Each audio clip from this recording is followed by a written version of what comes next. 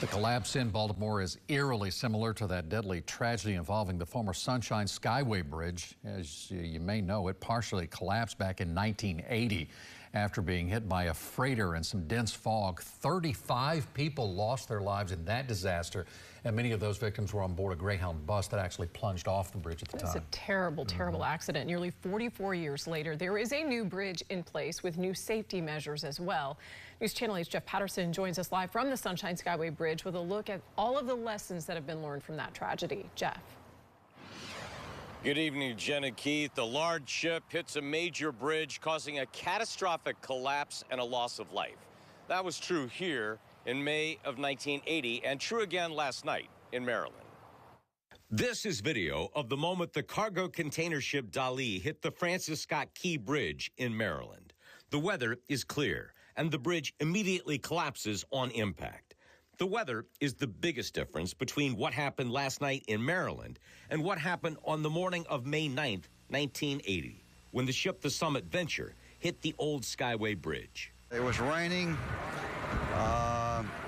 cats and dogs, of course. It was dark. The wind was blowing like a hurricane. On that day, Paul Hornbuckle was driving a car that nearly went over the edge when the Skyway collapsed. That's his car you see on the edge of the bridge. Others were not as fortunate. A Greyhound bus, I believe, or some type of bus, passed me doing about 30, 35, very slow. Everyone on that Greyhound bus was killed.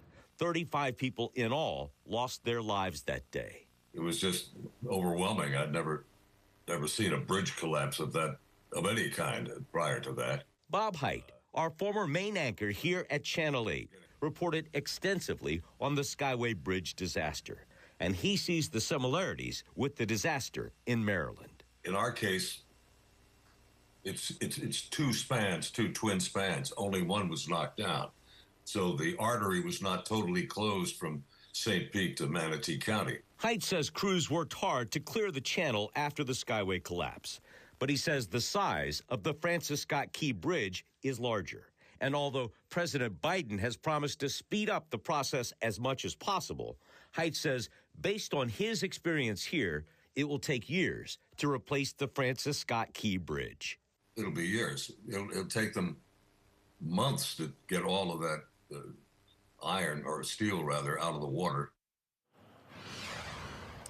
Then, of course, you have to design a new bridge, build a new bridge, and that process is not quick and easy. It took 7 years since the collapse of the Skyway in 1980 before this new Skyway was opened in 1987. Keith?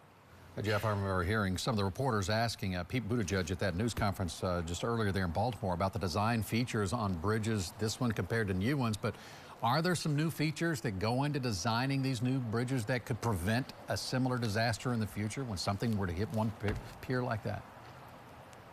Yes, the Florida Department of Transportation pointed out to us today that there are a number of safety features that are built into the new Sunshine Skyway Bridge. For one, the bridge is taller, the shipping channel is wider, and they have new concrete barriers called Dolphin that block any ship or help prevent it from hitting those piers and knocking over this bridge. And one would presume those features will be built into a new Francis Scott Key Bridge as well, Keith. All right, Jeff Patterson reporting live for us tonight near the Sunshine Skyway Bridge. Thank you.